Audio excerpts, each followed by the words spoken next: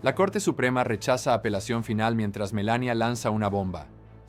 Esta mañana, a las 10:03 de la mañana, hora del este, la Corte Suprema de Estados Unidos dictó una resolución de apenas una línea que selló la última puerta de salida posible en este caso. Solicitud rechazada. 9 magistrados, 0 votos en contra, ninguna fundamentación, ninguna opinión extendida. Únicamente 2 palabras que terminaron meses enteros de estrategias legales.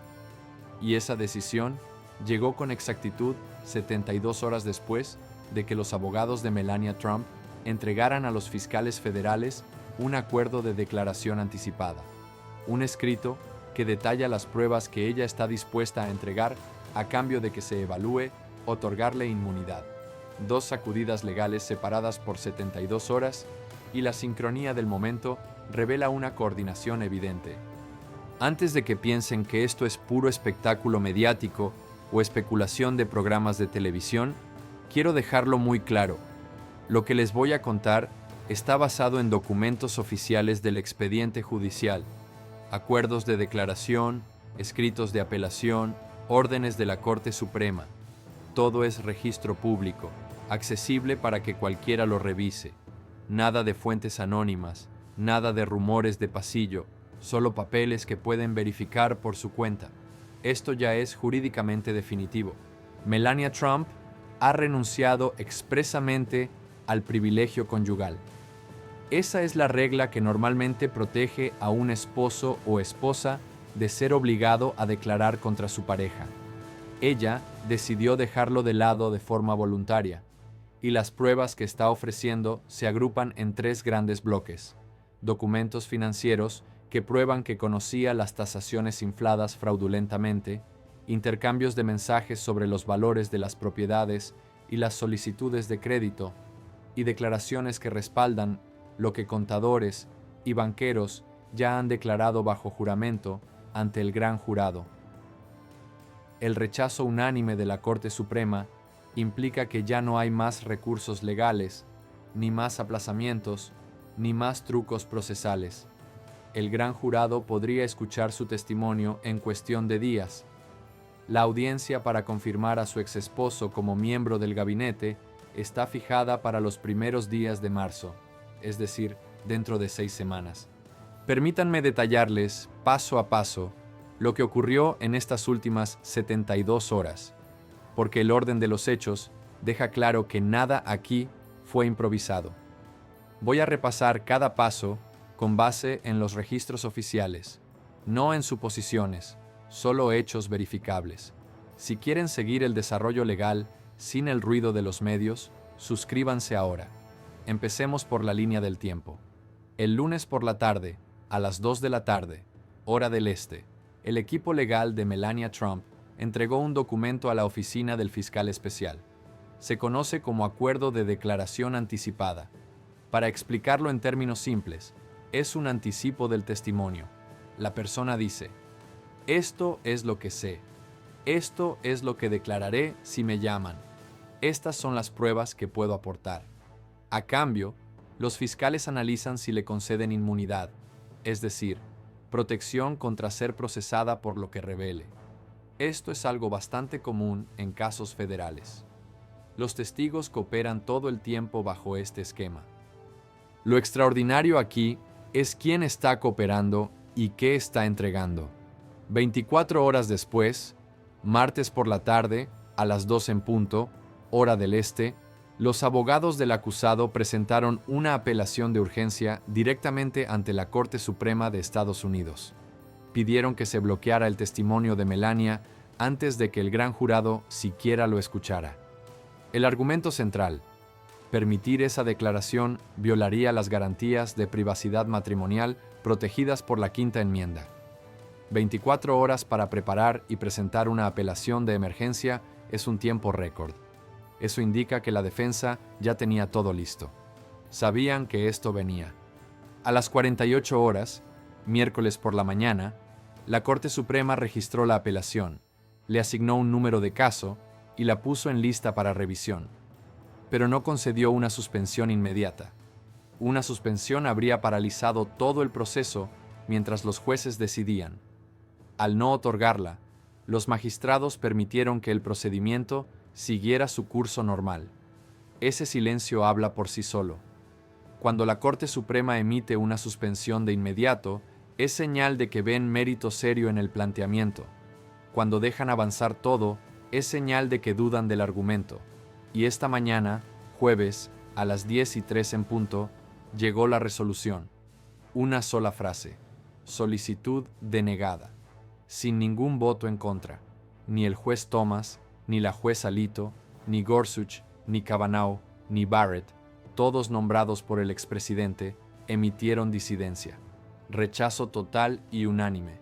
Cuando la Corte Suprema redacta, aunque sea una opinión breve, es porque considera que el tema merece explicación. Cuando responde con 2 palabras y 0 disensos, es porque el planteamiento legal es tan débil que no justifica ni siquiera unas líneas de razonamiento. En más de 30 años siguiendo casos de alto perfil, he visto este tipo de rechazo tajante en 3 ocasiones. Las 3 veces significó lo mismo. El argumento era insostenible, tan frágil que el tribunal ni siquiera quiso perder tiempo explicando por qué lo desestimaba. Esa es la cronología completa de 72 horas. Acuerdo presentado el lunes, apelación de emergencia el martes, archivo sin suspensión el miércoles, rechazo definitivo el jueves. Ahora déjenme mostrarles lo que realmente contiene ese acuerdo de declaración anticipada, porque la información que ella está aportando tiene un peso mucho mayor del que reflejan los titulares. El documento enumera 3 grandes categorías de evidencia. Vamos a revisarlas una por una, porque es la combinación de las 3 lo que convierte esto en algo verdaderamente grave. Primera categoría: documentos financieros que prueban conocimiento de tasaciones fraudulentas. Ella firmó declaraciones de impuestos conjuntas desde 2014 hasta 2020. Esos son 6 años consecutivos en los que ambos cónyuges certificaron bajo pena de perjurio que la información financiera era correcta. Esas declaraciones se sustentan en valoraciones de bienes. Si los activos se tasaron muy alto ante los bancos para obtener préstamos favorables, pero mucho más bajo ante el fisco para pagar menos impuestos, eso constituye fraude bancario y evasión fiscal. Y cuando una persona firma una declaración conjunta, asume responsabilidad legal compartida. El acuerdo señala que ella participó en reuniones con contadores donde se analizaron esas valoraciones. Hizo preguntas específicas sobre cómo se reportaban los bienes. Eso está respaldado por correos electrónicos a los que los fiscales ya tienen acceso. Segunda categoría: comunicaciones. Mensajes de texto intercambiados entre ella y el acusado hablando de las tasaciones de propiedades justo antes de reuniones con prestamistas. Correos con contadores en los que ella expresó inquietud por las diferencias entre lo que se le decía a los bancos y lo que se reportaba al Servicio de Impuestos Internos. Incluso conversaciones telefónicas grabadas. Sí, grabadas. En esas grabaciones se discutieron tasaciones específicas en el marco de solicitudes de crédito. Aclaración importante. En el sistema federal, si una persona graba una conversación con conocimiento y consentimiento de la otra parte y cumple con las leyes aplicables, esas grabaciones son perfectamente válidas. Si ella las incluye en su presentación, los fiscales ya verificaron que son auténticas. Tercera categoría: corroboración de otros testigos. Ella puede confirmar lo que los contadores ya declararon ante el gran jurado. Puede respaldar lo que los banqueros afirmaron bajo juramento. Puede validar lo que los tasadores contaron sobre la presión recibida para inflar los valores. En los casos federales, la corroboración es clave. Un solo testigo que dice, estuve en una reunión donde se hablaron tasaciones falsas, es fuerte. Si un segundo testigo confirma, yo también estuve ahí, y esto es exactamente lo que se dijo, se vuelve mucho más sólido. Si un tercero aporta documentos de esa misma reunión que demuestran las discrepancias, se forma un patrón de evidencia prácticamente imposible de desmontar para la defensa. Y aquí está el golpe legal más profundo escondido en todo esto. Ella está renunciando expresamente al privilegio conyugal. En la gran mayoría de los casos, ningún fiscal puede forzar a un cónyuge a declarar contra su pareja. Es una protección histórica basada en la idea de que el matrimonio necesita confianza y el sistema no debe destruirla obligando a testificar. Pero, y esto es fundamental, ese privilegio se puede renunciar voluntariamente. El acuerdo incluye cláusulas muy claras. Por la presente renuncio al privilegio conyugal respecto de todos los asuntos cubiertos en este documento. No estamos hablando de que los fiscales la estén presionando. Estamos hablando de una decisión propia de entregar pruebas. He visto cooperación de cónyuges en casos de crimen organizado, esposas de líderes mafiosos que testificaron para protegerse. Lo he visto en escándalos corporativos, como la esposa de un alto ejecutivo de Enron que cooperó cuando entendió que la responsabilidad era compartida. Pero esta es la primera vez, a este nivel de visibilidad y con el acusado que ocupó la máxima magistratura del país, que un cónyuge entrega documentos financieros, comunicaciones privadas y disposición a declarar. Eso es lo que está sobre la mesa. Ahora déjenme explicarles por qué la Corte Suprema rechazó la apelación de emergencia de manera tan rotunda. El escrito de la defensa planteó 3 argumentos principales. Vamos a ver por qué cada uno se derrumbó según la jurisprudencia actual. Primer argumento. Permitir el testimonio violaría las protecciones de privacidad matrimonial garantizadas por la Quinta Enmienda. Pero existen 150 años de precedentes de la Corte Suprema que establecen claramente que el privilegio conyugal puede ser renunciado de forma voluntaria. El caso más importante es Trammell contra Estados Unidos, resuelto en 1980. Los magistrados dejaron sentado que el privilegio pertenece al cónyuge que va a testificar, no al acusado. Si la persona que puede declarar decide renunciar al privilegio y hablar, el acusado no tiene forma legal de impedirlo. Ese precedente sigue vigente y todos los tribunales federales del país lo aplican. El argumento carecía de base sólida. Segundo argumento, el acuerdo de declaración fue obtenido mediante coerción, amenazas o presión indebida de parte de los fiscales, lo que lo haría involuntario. Sin embargo, el expediente incluye una declaración jurada del abogado de Melania en la que se afirma categóricamente que fue ella quien tomó la iniciativa de contactar a la Fiscalía Especial, no al revés. El abogado de ella tomó la iniciativa, estableció el primer contacto, ofreció colaboración y negoció cada detalle de los términos. No se emitió ninguna orden de citación en su contra. No existieron amenazas ni ultimátums. La decisión de acercarse a la Fiscalía fue completamente propia. En el sistema federal existe un criterio muy claro para determinar si una colaboración es voluntaria. ¿Se le amenazó con cargos penales si no cooperaba?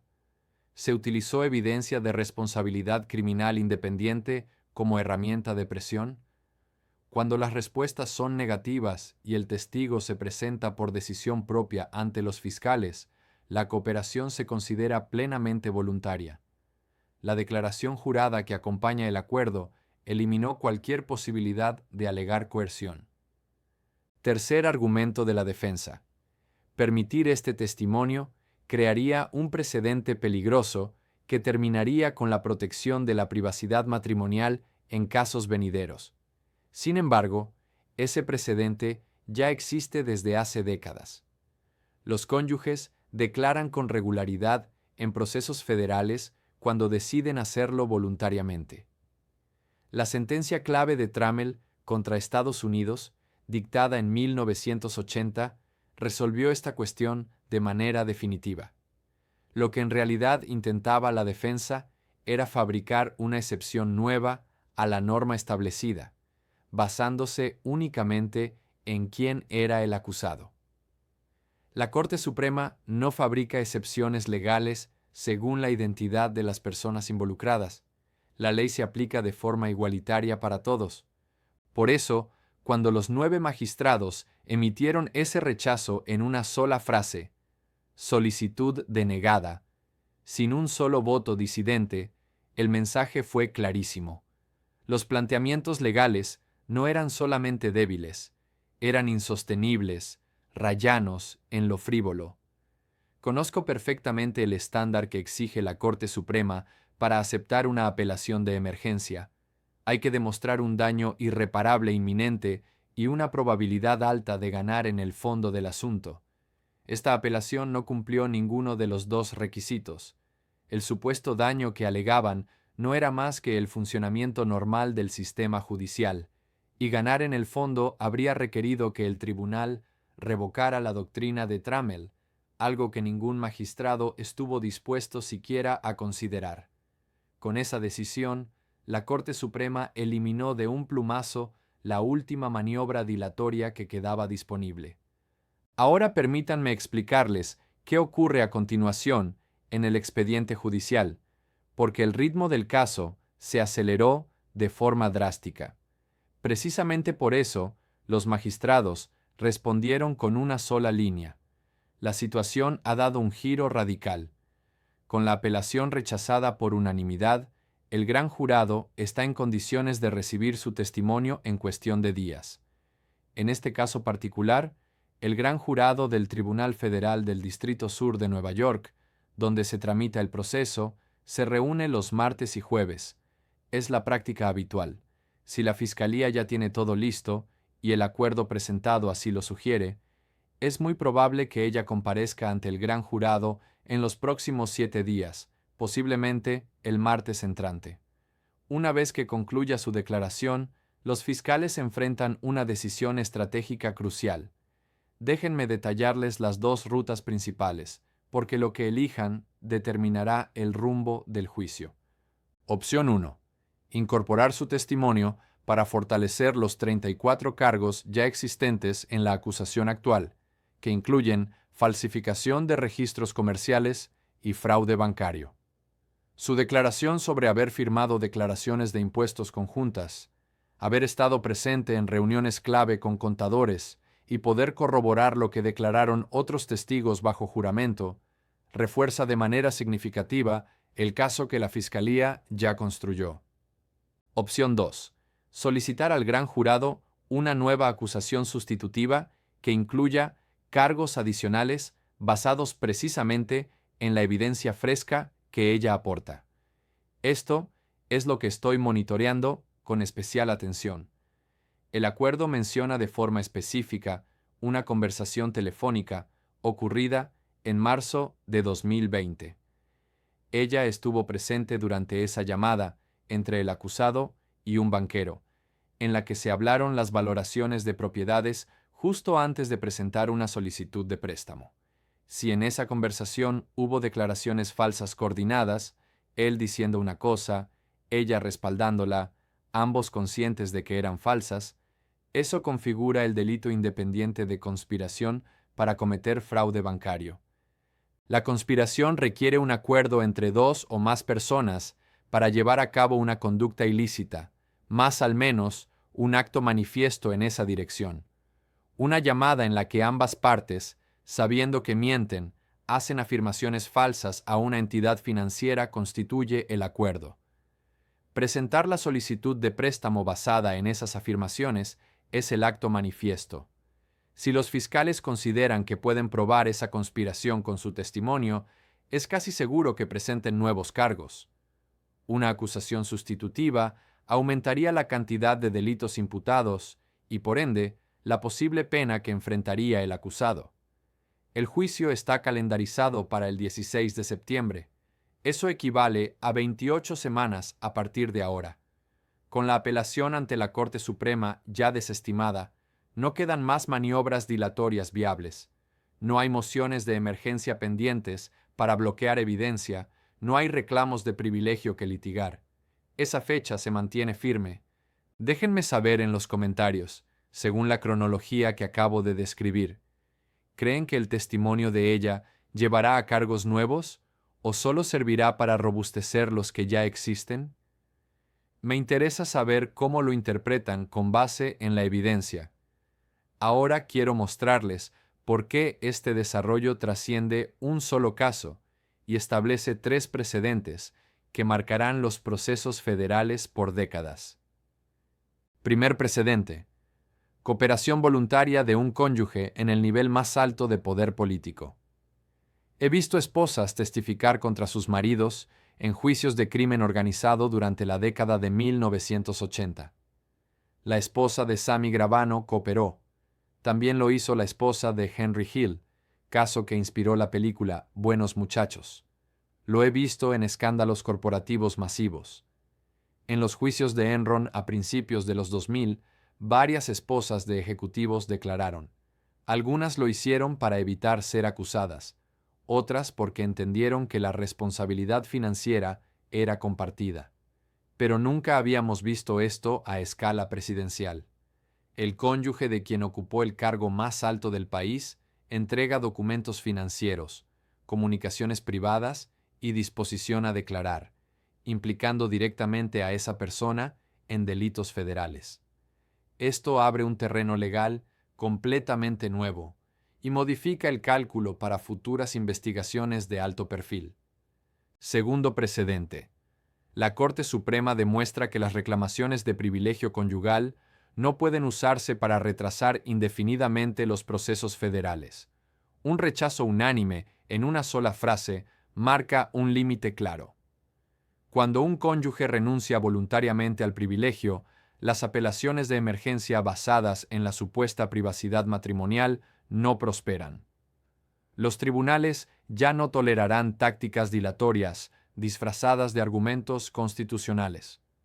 Esto es especialmente relevante para futuros casos de delitos de cuello blanco donde exista exposición financiera conjunta. Los abogados defensores ahora saben que el privilegio no sirve como estrategia para ganar tiempo cuando el testigo decide cooperar. Tercer precedente: la rendición de cuentas se aplica sin importar la fortuna, el estatus o el poder acumulado. Durante décadas, acusados con grandes recursos han utilizado apelaciones interminables, reclamos de privilegio, mociones de emergencia y tácticas procesales para alargar los casos, esperando agotar a los fiscales o que un cambio político detenga la investigación. Este caso demuestra que el sistema todavía puede operar con eficacia cuando los jueces y tribunales actúan con rapidez y firmeza. El juez de primera instancia ha mantenido un calendario estricto. La Corte Suprema rechazó por unanimidad las maniobras dilatorias. El gran jurado sigue funcionando sin interrupciones. Si alguna vez se sintieron frustrados al ver a personas poderosas evadir consecuencias mediante juegos procesales eternos, esto es exactamente lo que se ve cuando las instituciones deciden no dejarse manipular. El tribunal dijo no, el juez dijo no, la ley se aplicó de manera pareja. Hoy el sistema funcionó porque las instituciones se mantuvieron firmes. Ahora déjenme compartir exactamente qué estoy siguiendo en los próximos 30 días, porque 3 eventos clave nos dirán con claridad hacia dónde se dirige este caso. Estoy monitoreando 3 desarrollos específicos. 1. La actividad del gran jurado. Si en las próximas 2 semanas aparecen nuevas citaciones a testigos, eso indica que los fiscales están construyendo cargos adicionales con base en la evidencia que ella aportó. Revisaré los registros públicos de citaciones y listas de testigos. El patrón es muy revelador. Más testigos suelen significar más cargos. 2. La respuesta de la defensa. Es casi seguro que el equipo legal del acusado presente una moción para excluir su testimonio del juicio. Es la reacción estándar cuando aparece un testigo cooperante. Pero lo importante es esto: la moción revelará qué elementos de la evidencia les generan más preocupación. Si atacan principalmente las grabaciones, me indica que esas grabaciones son devastadoras. Si se enfocan en cuestionar su credibilidad, me dice que los documentos y correos son muy sólidos. Las mociones de la defensa funcionan como un mapa que muestra dónde está el punto débil para la acusación. 3. La formalización del acuerdo de inmunidad. El acuerdo presentado es solo el primer paso. Para otorgar inmunidad completa, se requiere un contrato formal de cooperación firmado, que especifica exactamente qué se espera del testigo y qué protección recibe a cambio. Cuando ese documento se presente al tribunal, conoceremos los términos definitivos: inmunidad total por todos los cargos relacionados, inmunidad limitada a conductas específicas o inmunidad que solo cubre el testimonio mismo. La Corte Suprema no necesitó redactar una opinión extensa porque la ley ya era clara. El privilegio conyugal puede renunciarse voluntariamente. Las pruebas serán escuchadas. Nadie está por encima de la ley, ni por riqueza, ni por conexiones, ni por apelaciones interminables. El sistema funcionó hoy porque los jueces siguieron los precedentes establecidos.